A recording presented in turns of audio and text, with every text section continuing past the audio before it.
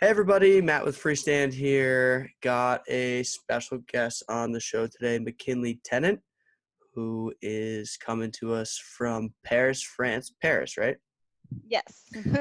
And McKinley, just to give a little background info, and I'll let you obviously tell your story in a minute, but she worked at San Francisco tech companies, had a quarter life crisis, 25, moved to Bali, became a yoga teacher. Pandemic hits. She brought her business online and then moved to Thailand for a little while, and now she's back in Paris. Is that right? Yeah, I was in Bali. I went back to Bali finally when I could get in, and then while I was in Thailand, met my quarantine lover who is Parisian. So I am in Paris now with That's him. awesome. Yes. Alrighty, so yeah, McKinley, if you could just tell a little bit about your story, and Yeah. kind of how your path to where you are now, I think that would be great. Yeah. Yeah, definitely. Thank you for inviting me on here. And I've watched a couple of the interviews and they're super interesting. And yeah, just honored to be on here Thank you. and tell more people about what I do. And so I grew up in Boston, came from a very conservative family. My whole family is named after US presidents. That's where my name McKinley comes from. And we were all three sport athletes. I went on to play in college, was captain of my college team, was really, really into sports. And after graduating, kind of reached this point, okay, I've been, working out for my whole life and playing college sports. What do I do now? I moved to San Francisco and got my first job working at Facebook, which was really the dream, and absolutely loved it. And after working at Facebook, moved on to work in recruiting for the YouTube founders, and really had everything that people could imagine. Like, how could you not be happy? Yet inside, I actually wasn't happy. I was sort of running this rat race of trying to get to the top, super competitive, that I burnt myself out at a very young age. So had adrenal fatigue, was just almost depression, was not happy with myself. And so I knew I had to change. And that lifestyle change came from yoga. So the first yoga class I went to, it was the first time in my life that my mind and body were actually quiet.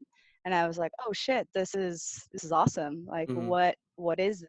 I want to know more about this. And so I've been practicing now yoga for about 14 years, and I've been teaching for the last 7. And so it's something that has drastically changed my life. And being an athlete and continuously working out and always kind of about fitness, this practice that I really learned and have taken into my lifestyle is more about working in. And that's something that I had never knew anything about that before. I never knew about meditation. I never knew about slowing down. I never knew about just taking a couple deep breaths and how Right. easy it is to bring your nervous system back to peace and quiet. And so 2017, I went to Bali to go for a month-long training, and after my training, I got asked to stay and teach. And so hence, I sold everything in San Francisco, my apartment, and moved to Bali full-time. And I was working at the yoga studio there, and then went on to teach women's retreats. So I've taught about 2,000 women at this point doing different retreats. That was kind of a mix of yoga, fitness, and Ayurveda, and surfing as well. And my expertise, I would say, is really focused on yoga and Ayurveda. It And was absolutely, what's sorry? Ayurveda?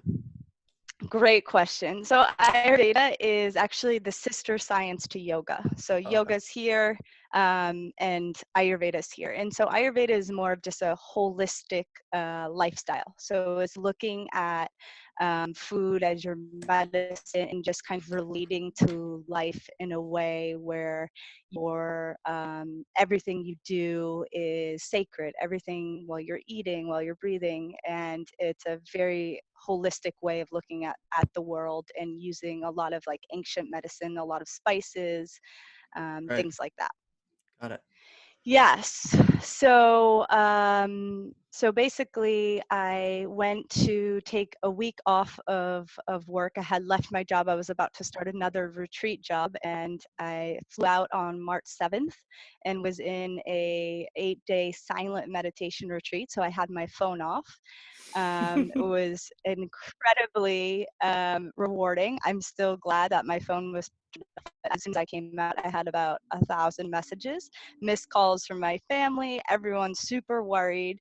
And I had 6 flights back to Bali that got canceled, one after the other, and I was not allowed back in Bali. Oh my God. So that was, Did you have all your stuff in yeah, Bali?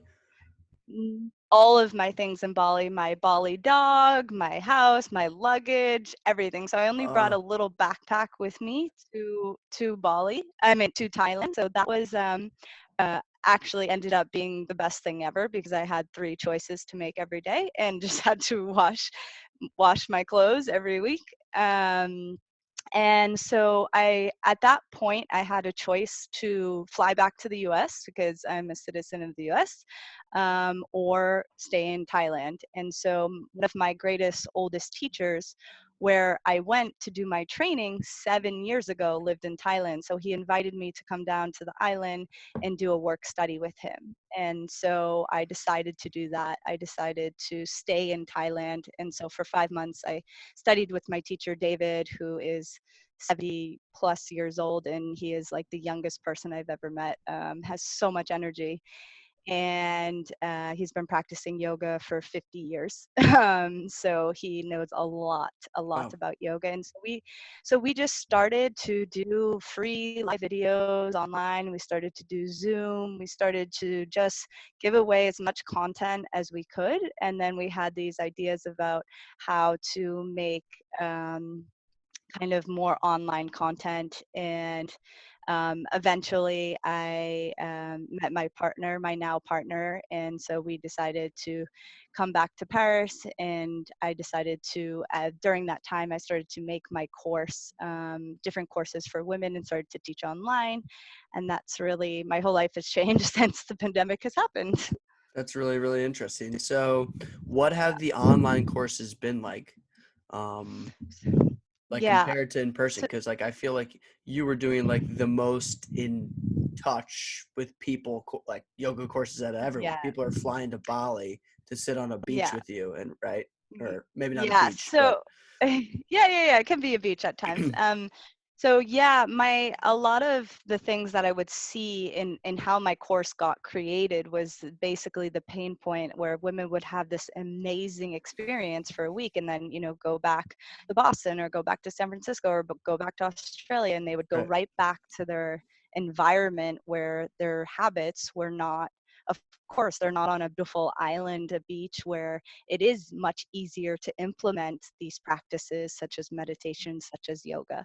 So my course was just basically a retreat lengthened to about 4 weeks where we really honed in on how to make a habit last for you as the individual. And then every week we would have weekly live calls to talk about, and the main focus was mind, body, soul. So every week we would kind of focus on either a meditation, we would focus on the foods you're eating, the yoga practices, and then I would also bring on guest teachers to keep the women there. I would have the women partner up, so you'd have accountability. And that is a course I've been running since now November. Every few months I've run, and it's been incredible. I absolutely love it. that's awesome. And how many people have you been able to get sign up for these? And are these people that you mostly connected with in Bali from previous retreats that you've stayed in contact with?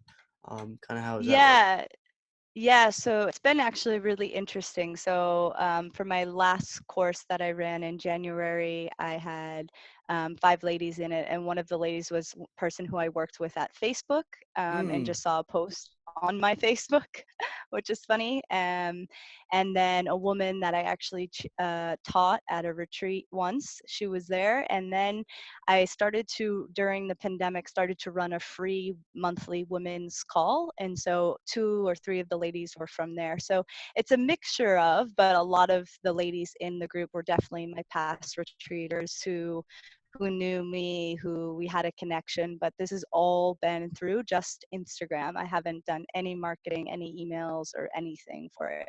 hmm And what do you think about coming from somebody who worked at a tech company or multiple tech companies? What do you think about Instagram in general and kind of like, I think for people that are starting and running businesses off of it, similar to yours, it can be kind of like all consuming and kind of like For really sure. draining.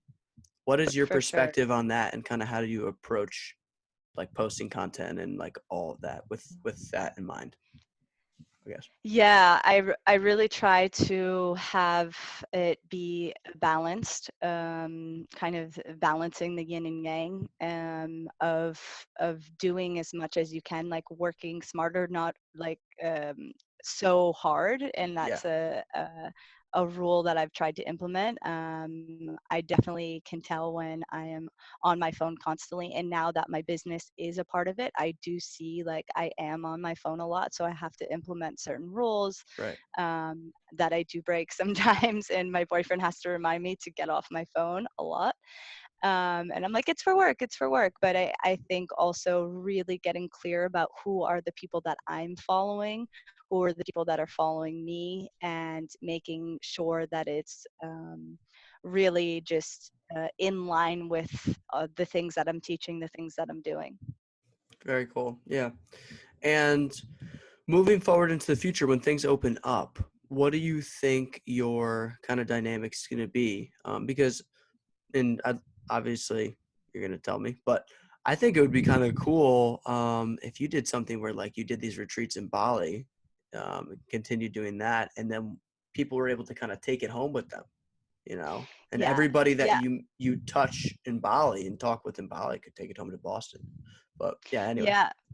Yeah, no, that's definitely my plan, definitely to do in-person retreats and maybe make them a little bit longer and also make them more intentional. So like dealing with, post pandemic, hopefully we can say that soon, Yeah. what are the effects, how it really did affect a lot of people that went in, that were maybe by themselves or, had to cook for themselves for the first time, all these different things that kind of came up out of it, and health being the number one thing, which still blows my mind that it's not like honed in more. Like if you're healthy, you're working out, you're breathing, you'll be good. I do believe, like, I'm not saying COVID is not real, I do believe it is, but I think that if we are just maintaining ourselves physically, mentally, spiritually, you're going to be okay. Yeah, absolutely. Yeah. Um, and the other thing I wanted to talk. So wait, do you plan on keeping this going when everything kind of comes back to normal, I guess?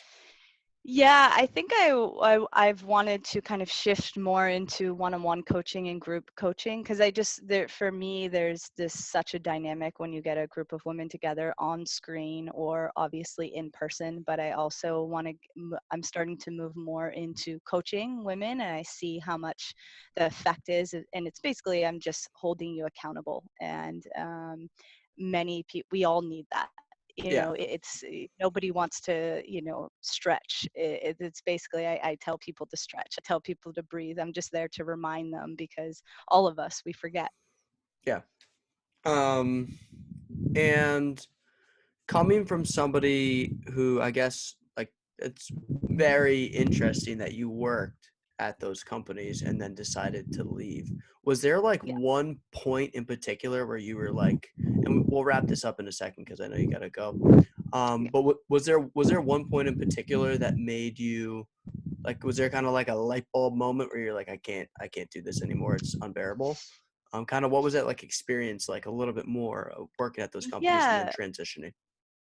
Yeah, I think for me, it was trying to implement things and that were moving so quickly and feeling like there was just such a hierarchy, there's such politics involved in it that I felt like my voice didn't really matter. And also that I was creating something to make us more distracted than we already are. Like Right. the two apps, the two companies that I worked for.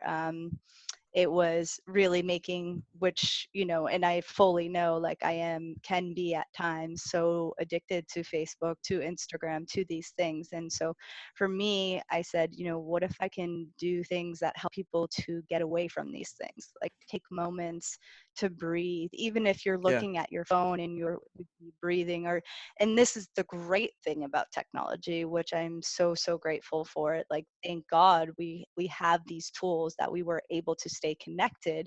And that's the number one thing of Facebook, which they've done a great job of. And it's an amazing company, and their thing is to keep people connected, and they have. But I think a lot of things have grown from that that nobody anticipated. Yeah. Absolutely. Alrighty. Well, McKinley, I'd love to keep going, but I know you have to go. So thank you for coming on and sharing your story. I really appreciate it, and I wish you the best of luck moving forward into the future. Um, and hopefully, maybe we could do this one day, and you could be on a beach, and we could talk again. Yeah, yeah, and you can come to one of my retreats. I'll do a co-ed one time. I would love to. Alrighty. Yeah. All Well, just right. make sure to just send me all the links to everything you got, and I'll include it Okay. in this. But otherwise, thank you, and Thank you. I appreciate it. All right. Yeah, have a good day. You as well. All right. Bye bye.